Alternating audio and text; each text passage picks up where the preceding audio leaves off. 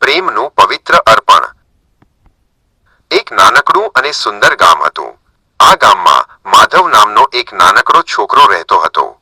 માધવ ખૂબ જ ગરીબ હતો, પણ તેનું હૃદય ભગવાન કૃષ્ણની ભક્તિથી ભરેલું હતું। તે દરરોજ ગામના મોટા મંદિર પાસે જતો અને ભગવાનને યાદ કરતો। તેને હંમેશા વિચાર આવતો કે ભગવાનને કંઈક સુંદર અર્પણ કરવું જોઈએ। તે દિવસે ગામમાં ખૂબ ચહલ-પહલ હતી। નગરના સૌથી ધનિક વેપારી ધનરાજ શેઠ મંદિરમાં મોટી પૂજા કરવાના હતા। ધનરાજ શેઠ પાસે ખૂબ સંપત્તિ હતી અને તેમને પોતાની અમીરી પર ગર્વ હતો। તેઓ સોનાના આભૂષણો અને કિંમતી રત્નો ભરેલી થાળીઓ લઈને મંદિર તરફ જઈ રહ્યા હતા। માધવ આ બધું જોઈ રહ્યો હતો। તેને મનમાં દુઃખ થયું। તેણે વિચાર્યું, મારી પાસે તો ધનરાજ શેઠ જેવું સોનું કે ઝવેરાત નથી। હું મારા વહાલા ભગવાનને શું આપીશ? શું ભગવાન મારી જેવી ગરીબ વ્યક્તિની ભેટ સ્વીકારશે? માધવની આંખોમાં આંસુ આવી ગયા। અચાનક માધવને તેની દાદીમાએ કહેલી એક વાત યાદ આવી। દાદીમા કહેતા હતા કે ભગવાન કૃષ્ણને મોંઘી વસ્તુઓ નહીં, પણ સાચો પ્રેમ ગમે છે। ગીતામાં ભગવાને પોતે કહ્યું છે કે જો કોઈ મને પ્રેમથી એક પાંદડું, એક ફૂલ, એક ફળ કે થોડું પાણી પણ અર્પણ કરે તો હું તેને હોંશે હોંશે સ્વીકારું છું। માધવ ઉત્સાહમાં આવી ગયો। તેણે બગીચામાંથી એક સાદું પણ સુગંધિત જંગલી ફૂલ તોડ્યું અને નદીમાંથી ખોબામાં થોડું પવિત્ર જળ લીધું। તેની પાસે અર્પણ કરવા માટે હવે એક તુલસીનું પાન અને એક નાનું ફૂલ હતું।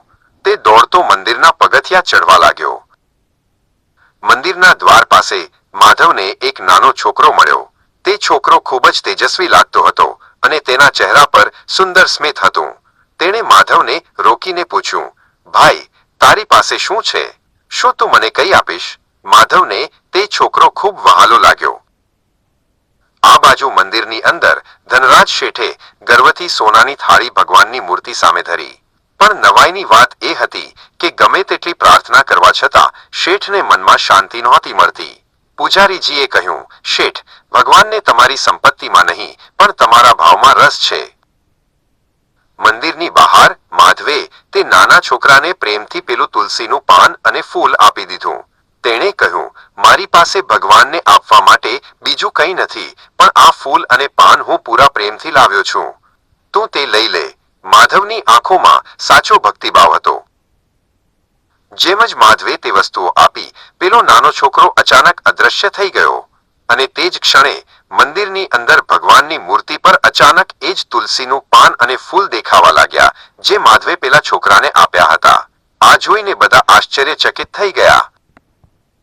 ધનરાજ શેઠને પણ પોતાની ભૂલ સમજાઈ ગઈ। તેમણે જોયું કે ભગવાનને સોના ચાંદી કરતા માધવનું એક નાનું પાન વધુ વહાલું લાગ્યું, કારણ કે તે પ્રેમથી અપાયું હતું। માધવ સમજી ગયો કે પત્ર પુષ્પ ફલ તોયો નો સાચો અર્થ શું છે। ભગવાન માત્ર આપણો ભાવ જુએ છે।